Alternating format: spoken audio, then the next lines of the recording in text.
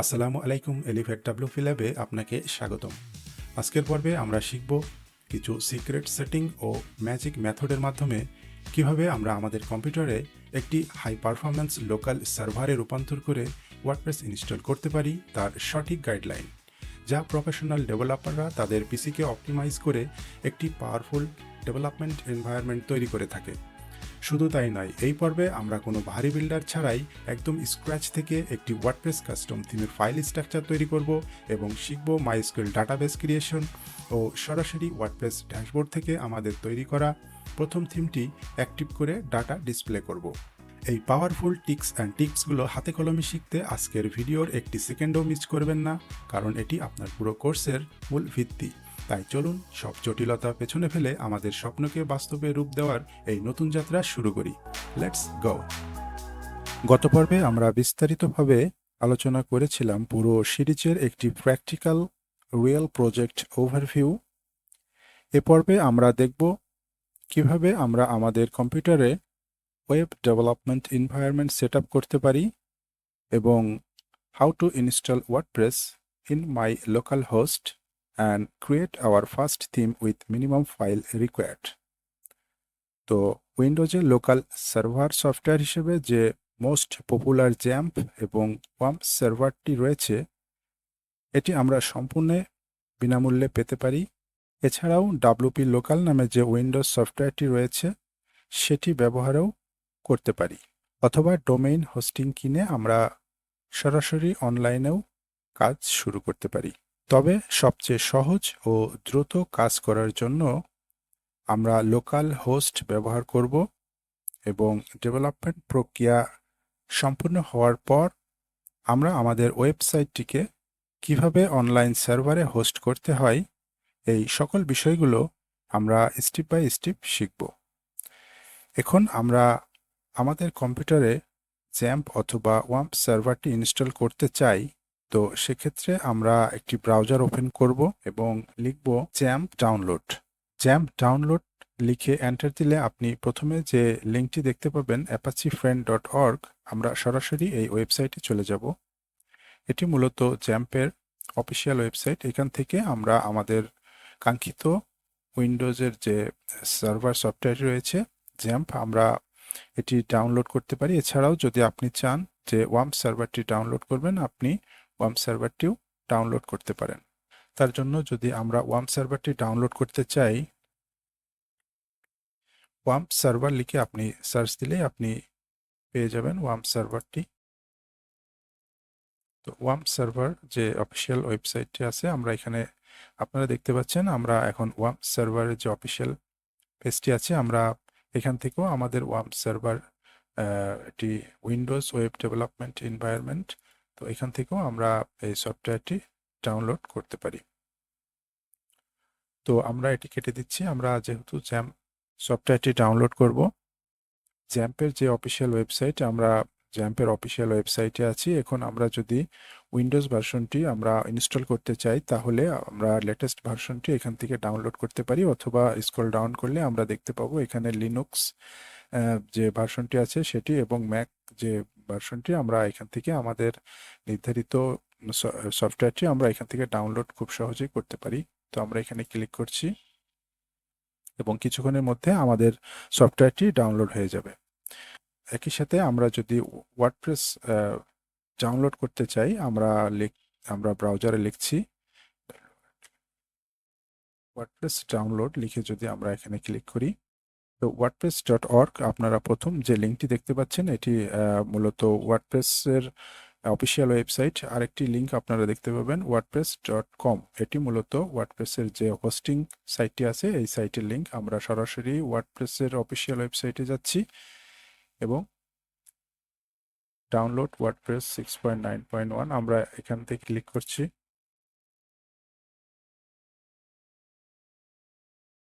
তো আপনারা দেখছেন আমাদের ওয়ার্ডপ্রেস জিপ ফাইলটি ডাউনলোড হয়ে গিয়েছে এবং আমাদের জ্যাম্প যে সফটওয়্যারটি এটি কিছুক্ষণের মধ্যে ডাউনলোড সম্পূর্ণ হবে। একই সাথে আমাদের ডেভেলপমেন্টের জন্য একটি কোড এডিটর প্রয়োজন হবে। তো আমরা যদি আমাদের কম্পিউটারে একটি কোড এডিটর ইনস্টল করতে চাই, তো আমরা যদি এখানে দেখি মোস্ট পপুলার কোড এডিটর এটি লিখে যদি আমরা সার্চ দেই, তো আপনারা দেখছেন মোস্ট পপুলার কোড এডিটর হিসেবে আমরা visual studio code, VS code edit করতে পারি, অথবা নোটপ্যাড প্লাস প্লাস অথবা সাবলাইম টেক্সট আমরা যে কোনো একটি আমরা ইনস্টল করে আমরা কাজ শুরু করতে পারি। তো প্রাথমিক পর্যায়ে আমরা নোটপ্যাড প্লাস প্লাস আমরা ইনস্টল করব, পরবর্তীতে আমরা ভিজুয়াল কোড এডিটর আমরা ব্যবহার করব। তো নোটপ্যাড প্লাস প্লাস আমরা যদি ইনস্টল করতে চাই, তো আমরা এখানে যদি লিখি নোটপ্যাড প্লাস প্লাস ডাউনলোড, তো সেই ক্ষেত্রে আপনি এখানে শুরুতেই একটি লিঙ্ক পেয়ে যাবেন নোটপ্যাড প্লাস প্লাস, এখান থেকে আপনি আপডেট ভার্সনটি ডাউনলোড করে নেবেন। আমার কম্পিউটারে নোটপ্যাড প্লাস প্লাস এবং ভিজুয়াল স্টুডিও কোড এডিটর দুটি আমি ইনস্টল করেছি, তাই আমি এখন আর ডাউনলোড করছি না। আপনারা এই যে কোনো একটি কোড এডিটর ইনস্টল করে নেবেন। ইতিমধ্যে আমাদের ডাউনলোড দুটি সম্পূর্ণ হয়েছে। এখন আমরা আমাদের যে ফোল্ডার দুটি ডাউনলোড হয়েছে এটি আমরা এখান থেকে ড্র্যাগ এন্ড ড্রপ করে আমাদের ডেস্কটপে নিয়ে আসছি এবং একই সাথে আমরা ব্রাউজারটিকে ক্রস করে দিচ্ছি। এখন আপনি যদি জ্যাম্প সফটওয়্যারটি ইনস্টল করতে চান, সেক্ষেত্রে আপনার রাইট ক্লিক করে এখান থেকে রান অ্যাজ অ্যাডমিনিস্ট্রেটর, এখন আপনারা এই রান অ্যাজ অ্যাডমিনিস্ট্রেটর এই বাটনটিতে ক্লিক করবেন এবং খুব সহজেই আপনারা জ্যাম সার্ভারটি আপনার সফটওয়্যারে ইনস্টল করতে পারবেন। যদি কোনো সমস্যা হয় সেক্ষেত্রে আপনি কমেন্ট সেকশনে জানান।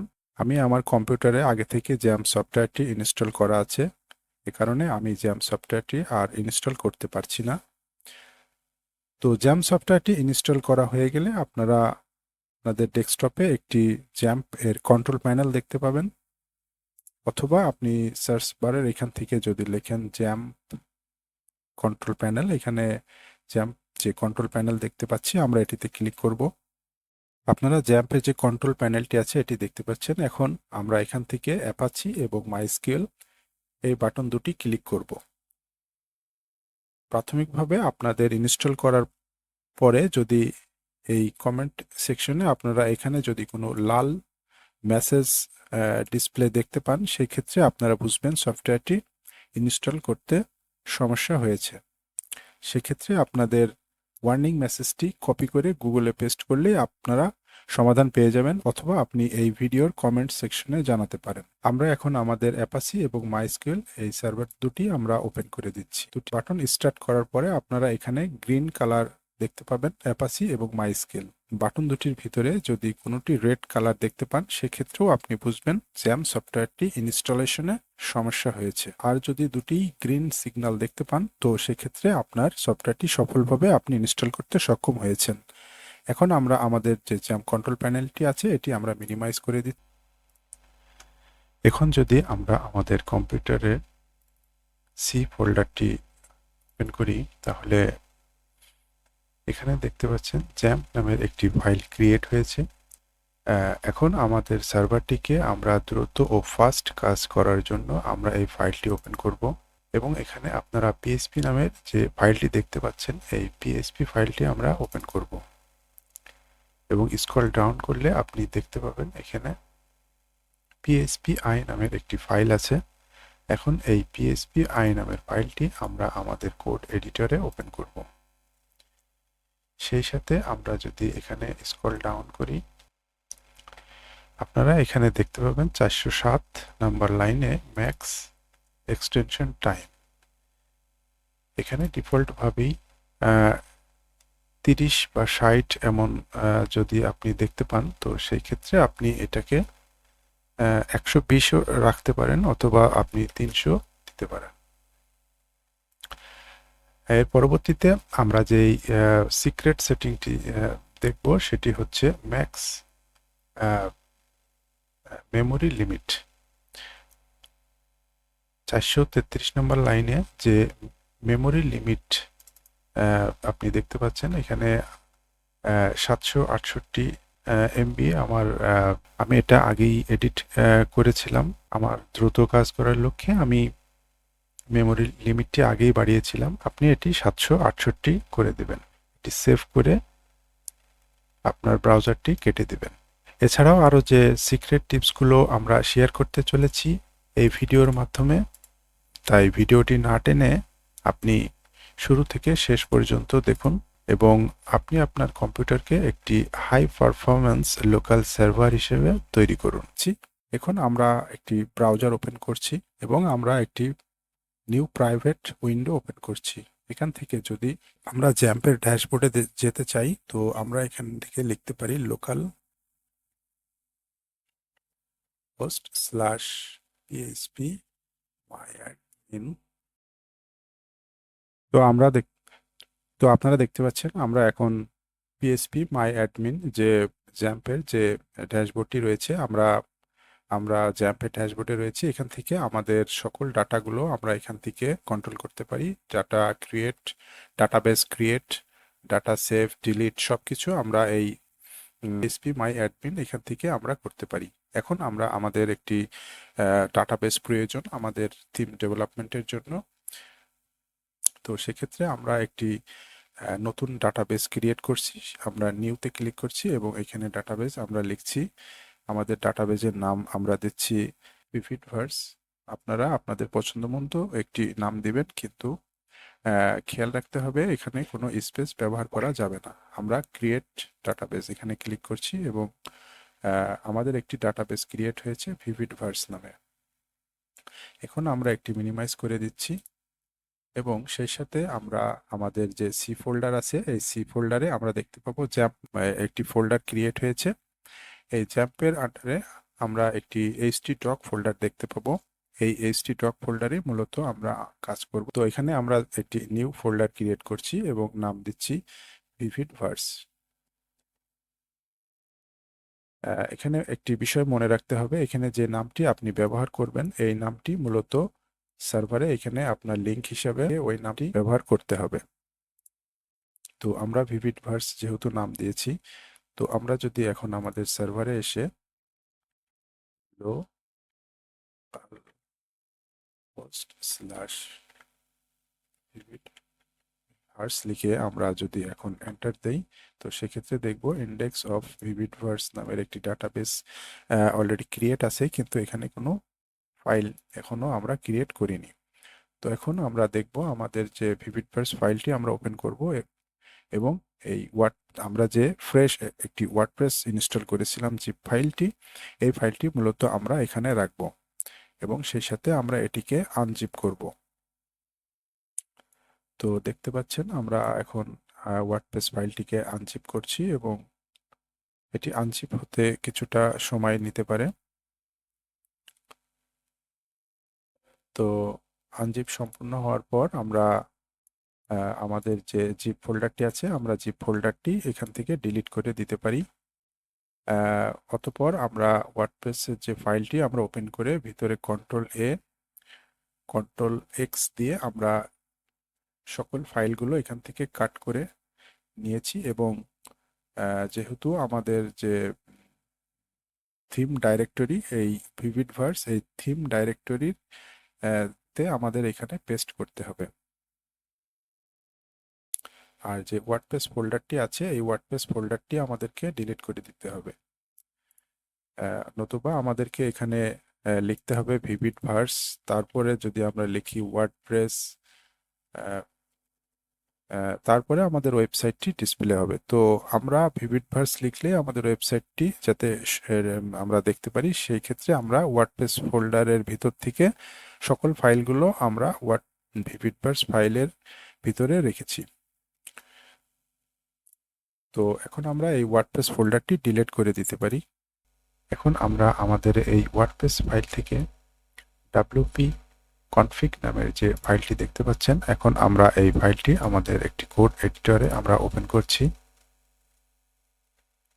এবং আমরা আমাদের সার্ভারে যে মেমোরি লিমিট এবং ম্যাক্স টাইম এক্সটেনশন চেঞ্জ করেছিলাম সেটি আমরা আমাদের ওয়ার্ডপ্রেসের যে wp config ফাইল আছে এই কনফিগ ফাইলের সাথে আমরা এটিকে অ্যাডজাস্ট করব।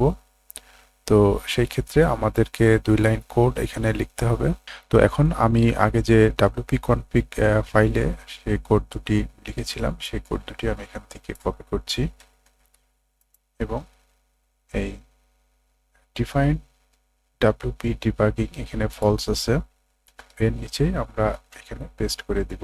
এখানে WP memory limit 256, WP max memory limit 512। আর এখানে আমাদের যে ডাব্লিউপি ডিবাগিং ফলস আছে এটা আমরা অবশ্যই ট্রু করে দেব, যাতে আমাদের কোডিং এর সময় যদি কোনো এরর হয় আমরা সেটি সহজেই বুঝতে পারি। তো আমরা এখন এটি সেভ করে আমাদের কোড এডিটরটি কেটে দিচ্ছি। এছাড়াও আপনারা এখানে যে .htaccess ফাইলটি দেখতে পাচ্ছেন, এই ফাইলটিও আমরা আগামী পর্বে এডিট করব। আমাদের wp config htaccess এবং আমাদের সার্ভারের php ini ফাইলের মধ্যে আমরা যে তথ্যগুলো দিয়েছি এই তথ্যগুলোর সাথে আমাদের এই .htaccess ফাইলটিও আমরা সামঞ্জস্যপূর্ণভাবে যাতে কাজ করতে পারে, আমরা কিভাবে কাজ করতে পারে আমরা এই বিষয়গুলো আগামী পর্বে দেখব। তো এখন যদি আমাদের ওয়েবসাইটটি আমরা একবার রিফ্রেশ দেই,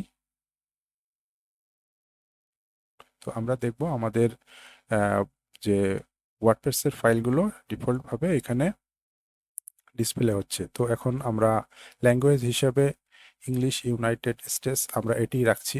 continue. Welcome to WordPress. Before getting started you will need to know the following item. আমাদেরকে database user name, password, database host, এই সকল তথ্যগুলো আমাদেরকে জানতে হবে। তো আমরা দেখি, লেটস গো। তো ডাটাবেসের নাম, আমরা ডাটাবেসের নাম দিয়েছিলাম। আমরা এখানে যে নাম দিয়ে ডাটাবেসটি ক্রিয়েট করেছিলাম সেই নামটি মূলত আমরা এখানে দিব। ভিভিডভার্স ইউজার নেম, আমাদের ডিফল্টভাবেই আমাদের ইউজার নেম রুট, পাসওয়ার্ড ব্যবহার করিনি, সেই ক্ষেত্রে আমরা এখানে সাবমিট বাটনে ক্লিক করছি এবং রান দ্য ইনস্টল। তো ওয়েলকাম, আপনি যে মেসেজটি দেখতে পাচ্ছেন, welcome to famous 5 minute WordPress installation processing. তো আপনার সাইট নামটি এখানে অবশ্যই দিতে হবে। আমরা আমাদের সাইট নামটি দিচ্ছি ভিভিডভার্স। ইউজার নেম, আপনি আপনার নামটি দিবেন, আমি আমার নামটি দিচ্ছি এবং আপনি একটি পাসওয়ার্ড দিবেন এখানে।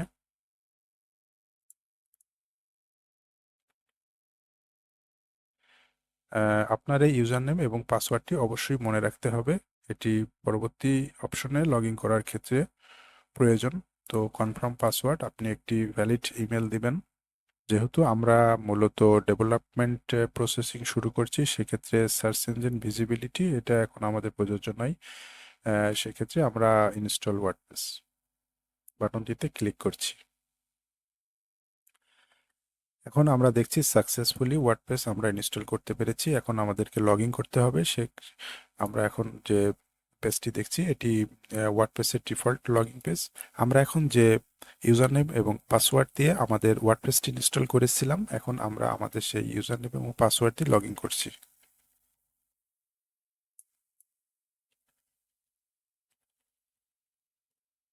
তো আপনারা দেখতে পাচ্ছেন ফাইনালি আমরা একটি ফ্রেশ ওয়ার্ডপ্রেস আমরা আমাদের লোকাল সার্ভারে ইনস্টল করতে সক্ষম হয়েছি। এই পর্যায়ে আসতে যদি কোনো বাধার সম্মুখীন হন, অবশ্যই আপনার মূল্যবান মতামত কমেন্ট সেকশনে জানান। পরে আমরা এখান থেকে সকল ডিফল্ট যে মেসেজগুলো আমরা এখান থেকে অফ করে রাখছি। এটি মূলত ওয়ার্ডপ্রেস ড্যাশবোর্ড। এই ড্যাশবোর্ড থেকে আমরা সকল কন্টেন্ট এখান থেকেই ম্যানেজমেন্ট করে থাকি। এখানে আপনি পোস্ট ক্রিয়েট করবেন, পেজ ক্রিয়েট করবেন, থিম ডাউনলোড করবেন, থিম ডিলিট করবেন, প্লাগ ইন, সেটিংস, আর ওয়েবসাইটের সকল কন্টেন্টগুলো এখান থেকে খুব সহজেই ম্যানেজমেন্ট করা যায়। এ কারণেই ওয়ার্ডপ্রেস এত জনপ্রিয়। তো আমরা যদি আমাদের সাইটটিকে প্রাথমিকভাবে দেখতে চাই, তো শুরুতেই আপনি দেখতে পাচ্ছেন যে আমাদের সাইটের নাম এবং স্যাম্পল একটি পেজ, ব্লগ, হ্যালো ওয়ার্ল্ড, এটি ডিফল্টভাবেই ওয়ার্ডপ্রেসে একটি থিম ইনস্টল করা থাকে। তো সেই থিমের যে ডিফল্ট ডিজাইন সেটি আমরা দেখতে পাচ্ছি, একটি পোস্ট ক্রিয়েট আছে। তো আমরা যদি আবার ড্যাশবোর্ডে ফিরে যাই, এখন আমরা যদি দেখি ওয়ার্ড অ্যাপিয়ারেন্স থেকে থিম অপশনে যাই, তো আপনি দেখতে পাচ্ছেন এখানে 3টি থিম ডিফল্টভাবেই দেওয়া থাকে। তো প্রথম থিমটি আমাদের এখানে অ্যাক্টিভ। দ্বিতীয় থিমটি যদি আমরা এখান থেকে দেখতে চাই 2024, এখন যদি আমরা এই থিমটি ডিলিট করতে চাই, এখানে ডিলিট বাটনে ক্লিক করলে ডিলিট হয়ে যাবে। এমনইভাবে আমরা দ্বিতীয় থিমটিও ডিলিট করে দিচ্ছি। এখন আপনারা দেখতে পাচ্ছেন আমাদের একটি মাত্র থিম ইনস্টল আছে 2025। তো যেহেতু আমরা আমাদের কাস্টম থিম ডেভেলপে শিখবো, সেই ক্ষেত্রে আমরা আমাদের নিজেদের একটি থিম আমরা কিভাবে আমাদের থিমটি এখানে আমরা ডিসপ্লে করাতে পারি এবং অ্যাক্টিভ করাতে পারি, এই বিষয়গুলো আমরা খুব দ্রুততার সাথে যদি দেখতে চাই। তো এখন আমরা যে আমাদের যে ভিভিডভার্স ফোল্ডার, এই ভিভিডভার্স ফোল্ডারের আন্ডারে আপনারা যে ডাব্লিউপি কন্টেন্ট দেখতে পাচ্ছেন, এটি আমরা ওপেন করি। এখানে প্লাগইন ফোল্ডার, এখানে দেম ফোল্ডার। আমাদের যত প্লাগইন ইনস্টল করব সকল প্লাগইন এই প্লাগইন ফোল্ডারের ভিতরে থাকবে এবং যত থিম ইনস্টল করব সকল থিমগুলো আমাদের এই থিম ফোল্ডারে থাকবে। তো আমরা যদি এই থিম ফোল্ডারের আন্ডারে আমরা একটি ফাইল ক্রিয়েট করি এবং ফোল্ডার আমরা যদি নাম দেই ভিভিডভার্স এবং আমরা যদি এই ফোল্ডারটি ওপেন করি, এটি মূলত আমাদের থিম ফোল্ডার। তো চলুন দেখি ওয়ার্ডপ্রেস থিম ডেভেলপমেন্ট করতে হলে ওয়ার্ডপ্রেসের যে অফিসিয়াল যে নিয়ম কানুনগুলো আছে সেগুলা কি কি। তো আমরা এখানে লিখছি WordPress custom theme development handbook. যদি আপনি লিখেন, প্রথমেই আপনি দেখতে পাবেন ওয়ার্ডপ্রেস ডেভেলপার রিসোর্স নামের যে ওয়েবসাইটটি। আমরা এখানে যাচ্ছি। তো আপনি দেখছেন ওয়ার্ডপ্রেস যে ওয়েবসাইটে, এখানে দেম হ্যান্ডবুক। এখানে আপনি কিভাবে একটি দেম ক্রিয়েট করতে পারেন সকল ধারণা আপনি এখান থেকে সঠিকভাবে পেতে পারেন। তো আমরা যেহেতু একটি ক্লাসিক থিম ডেভেলপমেন্ট শিখব, সেক্ষেত্রে ক্লাসিক থিমে ক্লিক করছি, ক্লাসিক থিম। তো আপনারা দেখছেন ক্লাসিক থিম। তো ক্লাসিক থিমে আমাদের সর্বনিম্ন যে ফাইলটি প্রয়োজন style.css, header PHP, index PHP, sidebar, footer, এগুলো আমরা পরবর্তীতে সব স্টেপ বাই স্টেপ দেখব। তো প্রথমেই ক্রিয়েট দেম ফোল্ডার, আমরা দেম ফোল্ডার ইতিমধ্যেই ক্রিয়েট করেছি।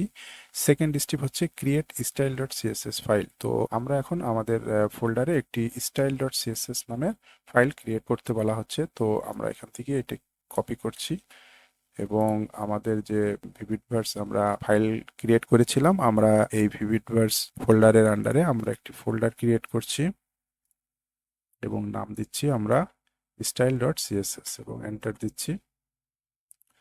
তো সেই সাথে যদি আমরা আরো দেখতে চাই যে আমরা এই ফোল্ডারের এগেইনস্টে আমাদের শুধু দেম নাম, মাই ফার্স্ট ওয়ার্ডপ্রেস দেম, এটি যদি আমরা লিখি ব্যাকগ্রাউন্ড কালার সহ, আমরা যদি এটা এখান থেকে কপি করি এবং আমরা এটি আমাদের একটি নোটপ্যাড প্লাস প্লাস ওপেন করছি এবং আমরা এখানে এটি কন্ট্রোল ভি দিয়ে পেস্ট করছি। আপনারা দেখছেন, আমরা যদি একটু বড় করে দেখতে চাই, আমাদের যে style.css ফোল্ডারটি ক্রিয়েট করেছিলাম সেই ফোল্ডারে আমরা দেম নেম, এখানে মাই ফার্স্ট ওয়ার্ডপ্রেস দেম, এখানে আমরা আমাদের দেম যে দেমটি আমরা নাম দিতে চাই আমাদের থিমের, সেই থিমের নামটি আমরা এখানে দিচ্ছি ভিভিডভার্স। বডির ব্যাকগ্রাউন্ড কালার, এখানে ডিফল্টভাবে একটা কালার আমরা দিয়েছি। তো দেখি আমাদের এই স্টাইল সিএসএস আমাদের সঠিকভাবে আমরা ক্রিয়েট করতে পেরেছি কিনা। তো তার জন্য যদি আমরা আমাদের অ্যাপিয়ারেন্স থেকে থিম অপশনে আবার ক্লিক করি, তো আমরা দেখতে পাচ্ছি যে ব্রকেন দেম আমাদের এখানে যে ভিভিডভার্স দেমটি ক্রিয়েট করেছিলাম এটি অলরেডি ক্রিয়েট হয়েছে। এখন আমাদের index.html অথবা index.php যে কোনো একটি ফাইল ক্রিয়েট করতে বলা হচ্ছে। তো আমরা index.php একটা ফাইল ক্রিয়েট করব। তো আমাদের যে style.css ক্রিয়েট করেছিলাম এর এখানেই আমরা আরেকটি ফাইল ক্রিয়েট করব, এর নাম দেবো আমরা index.php। তো index.html ফাইলটি যদি আমরা এখানে ওপেন করি, প্রথমে আমরা php ট্যাগ দিব।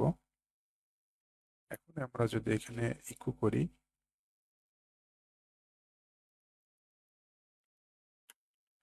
দেখতে পাচ্ছি আমরা হ্যালো ওয়ার্ল্ড, আমাদের যে টেস্ট কন্টেন্টটি আমরা ডিসপ্লে দেখতে পাচ্ছি, সঠিকভাবে আমরা ক্রিয়েট করতে পেরেছি। আজকের ভিডিও এই পর্যন্তই। পরবর্তী ভিডিওতে আপনারা দেখবেন কিভাবে আমরা ওয়ার্ডপ্রেসের একটি কাস্টম হেডার এবং কাস্টম ফুটার ক্রিয়েট করতে পারি।